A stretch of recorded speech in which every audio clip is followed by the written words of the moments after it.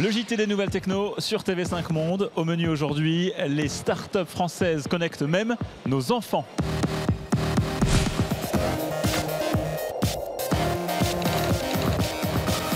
Bonjour à tous, on poursuit donc notre série de rencontres des startups françaises qui partiront à Las Vegas au mois de janvier pour le fameux CES, le grand salon de l'électronique.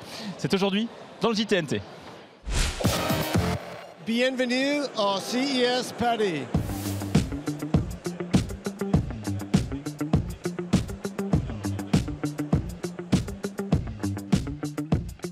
C'est le cauchemar de tous les enfants, encore plus sans doute celui des parents, le doudou perdu. La solution s'appelle peut-être Oliba, ce qui veut dire chouette en catalan. C'est une start-up française qui propose cet objet qui s'attache à tous les supports et donc notamment à une peluche. Grâce à une application sur smartphone, le doudou se retrouve en un clin d'œil. Le soir, c'est une veilleuse connectée qui diffuse une chanson choisie, là encore, par l'intermédiaire du téléphone. Vous pouvez la retrouver à l'aide de l'application et elle va émettre un son pour le retrouver tout de suite. Donc une fois que vous l'avez retrouvé, vous pouvez l'éteindre à la main. Derrière ça, en fait, comme Oliba est connecté à votre smartphone, quand vous sortez dans la rue, Oliba va faire sonner votre téléphone si le doudou est à plus de 50 mètres. C'est pas tout, en fait, Oliba va s'illuminer aussi et va raconter des histoires. Donc vous pouvez choisir dans notre application une petite histoire, sa durée, et puis la durée de la lumière qui va accompagner l'enfant pour s'endormir.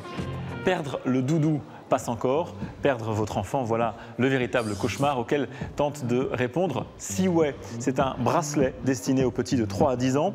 Il est équipé d'un GPS qui indique en permanence où se trouve votre progéniture.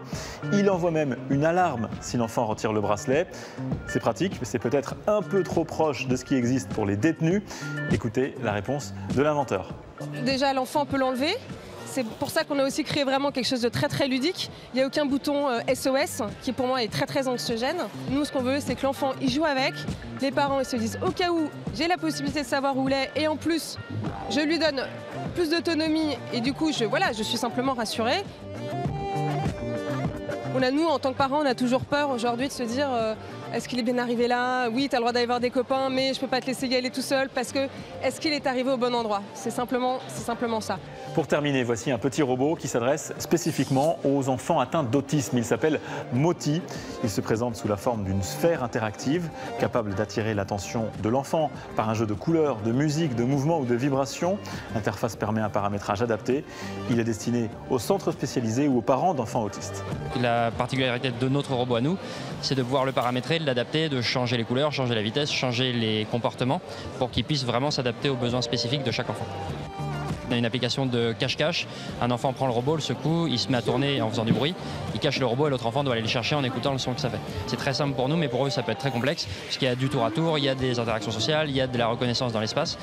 Donc voilà, c'est ce genre d'application qu'on peut développer. On referme ce JTNT. On se retrouve dimanche prochain pour la découverte d'autres startups françaises. À dimanche.